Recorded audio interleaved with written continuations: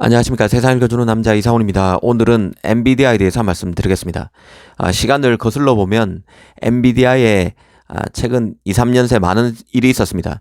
미국의 초긴축과 맞물려서 위험 자산이 폭락하면서 코인 시장도 망가졌습니다. 이 때문에 남아도는 GPU가 업계의 골칫거리가 되기도 했습니다.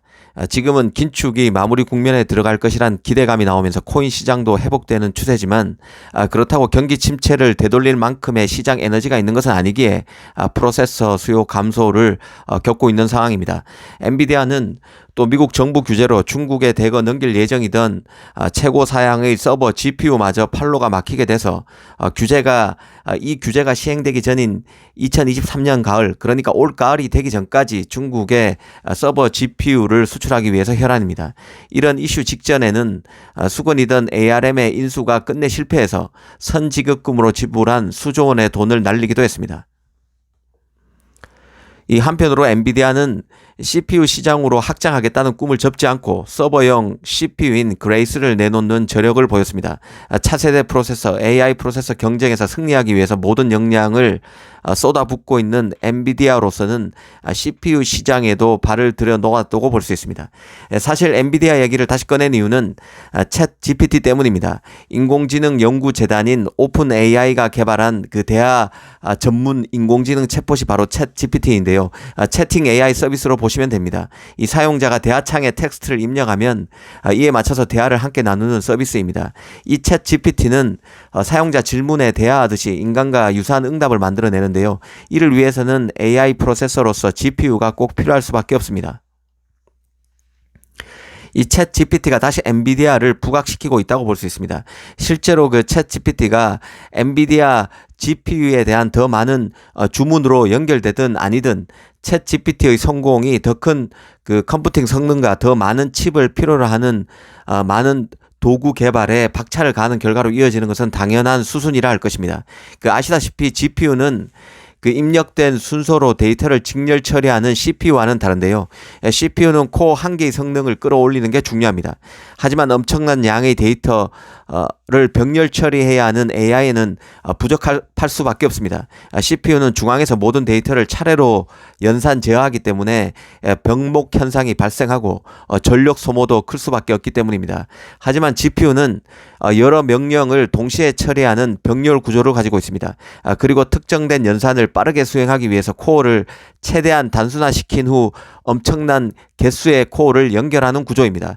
그런데 AI는 무한히 증가하는 컴퓨팅 자원, 기존 컴퓨팅 이상의 전력 소모량 등을 필요로 합니다. 이 때문에 GPU가 CPU보다 AI 더 효과적이고 정확도도 높은 것이죠. 사실 그간 AMD와 엔비디아 간 GPU 경쟁에 더 주목할 수밖에 없던 것도 GPU가 바로 AI에 더 잘 어울린다는 사실 때문입니다. 그래서 이미 반도체 업체들 뿐만 아니라 구글 같은 IT 플랫폼 업체들, 그리고 테슬라와 같은 전기차 업체도 AI 프로세서 경쟁에 뛰어든 상황입니다. AI가 컴퓨터뿐만 아니라 자율주행에도 필수이기 때문인데요. 이 자율주행에는 이미지 분야 딥러닝이 포함되는데 GPU가 핵심 역할을 수행합니다. 이 삼성 같은 경우도 2016년부터 AI 반도체 첨단 조직을 운영 중에 있습니다. 구글은 같은 해 2016년에 TPU, 텐서 프로세싱 유닛을 선보였죠. 이는 그 머신 러닝 엔진인 텐서플로우에 특화된 AI 칩입니다. CPU 명가 인텔도 독립형 GPU 시장에 아시다시피 다시 뛰어들었습니다. 이런 맥락을 이해하고 있다면 GPU 경쟁을 더 주목할 필요가 있습니다. 이는 필수적으로 AI 경쟁과도 연결될 수밖에 없습니다. 차세대 프로세서 경쟁의 큰 비중을 차지하는 GPU 경쟁 구도에 따라 AI 프로세서 경쟁도 요동칠 수밖에 없습니다. 엔비디아 같은 경우는 현재 호퍼 H100과 암페어 A100 아키텍처로 세계에서 가장 빠른 AI GPU를 보유하고 있습니다. 두 칩 모두 군사 지원에 사용될 가능성 때문에 러시아와 중국 시장에서 금지되고 있는 상황이지만 앞서 말씀드린 대로 엔비디아는 여전히 중국 시장에 수정된 변종을 공급하고 있는 상황입니다.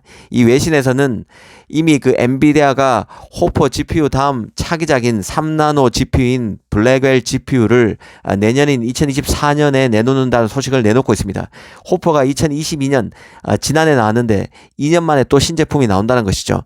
이제 2년 주기로 신제품 GPU를 내놓는 것은 이미 업계에서 정착되고 있는 트렌드 같은 것입니다. 그만큼 AI 프로세서 경쟁의 핵심인 GPU 경쟁이 치열해지고 있다는 뜻일 것입니다. 암페어, 호퍼, 블랙엘이 매 2년 주기마다 새롭게 나온다는 점 자체가 예전에는 볼 수 없었던, 기대할 수 없었던 점입니다. 최고 GPU 업체인 엔비디아로서도 경쟁자인 그 AMD의 추격, 독립형 GPU 시장에서 인텔의 합류, 그리고 다른 거대 메가 기업들의 AI 프로세서 시장 경쟁 진입 등으로 과거의 성과에 안주할 시간이 거의 없다는 얘기와도 일맥상통할 것입니다. 사실 이제 그 엔비디아는 GPU라는 바운더리, 그 경계, 구획을 벗어나고 있고 이미 시동을 건 상태입니다. 그레이스 서버 CPU를 발표했었죠. 특히 그레이스 호퍼 슈퍼칩 같은 경우는 그 엔비디아의 호퍼 GPU와 자신의 그레이스 CPU를 같은 보드에 결합하는 형태로 출시됩니다. 엔비디아는 그 출시 당시 그레이스 서버 CPU 출시 그 발표 당시에 서버용 CPU 진출이 인텔의 그 제온 CPU와 AMD의 에픽 CPU를 대체하는 것을 목표로 하지 않는다고 밝힌 바 있습니다. 이보다는 대규모 AI 워크로드 성능을 가로막는 메모리 병목을 제거하는데 자신이 만든 서버 CPU의 목표라고, 그게 바로 서버 CPU의 목표라고 강조한 바도 있습니다. 현재 그 성장 속도대로라면 AI 모델들은 몇 년 안에 100조 매개 변수에 이르고 현재의 CPU 아키텍처는 문제를 드러낼 것이란 게 그 엔비디아 젠슨항의 입장입니다.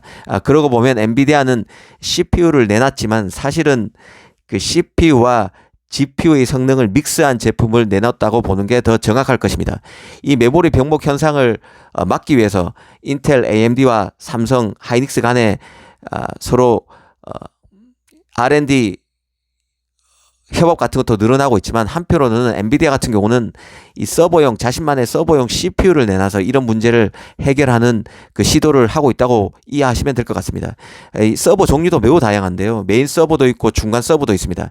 엔비디아의 그 그레이스 CPU 같은 칩은 CPU와 GPU의 통합 움직임에 따라서 병렬 연산에 특화돼서 AI 프로세서에 더 잘 맞는 GPU 특징에 더 부합하면서도 CPU의 특징도 가미한 칩으로 볼 수 있을 것 같습니다. 당장 연산 성능은 인텔의 제온 칩, 그리고 AMD의 그 에픽 칩 같은데 모자랄 수도 있지만, 특정 서버에서는 확실히 자신의 그레이스 CPU가 경쟁력을 가질 수 있다고 보는 것 같습니다. 이런 식으로 서버 시장에서 엔비디아의 존재감도 점점 커지지 않을까 싶습니다. 이제 프로세서 기술 트렌드는 CPU와 GPU 등의 강점을 흡수해야 경쟁력을 갖출 수 있는 방향으로 변모하고 있습니다. 엔비디아도 프로세서의 하이브리드화를 꾀하고 있다는 생각입니다. 이게 바로 AI 프로세서 경쟁에서도 이길 수 있는 유력한 방법으로 보는 것 같습니다. 오늘은 챗 GPT의 부각으로 다시 엔비디아에 대해서 한번 생각해 봤습니다. 감사합니다.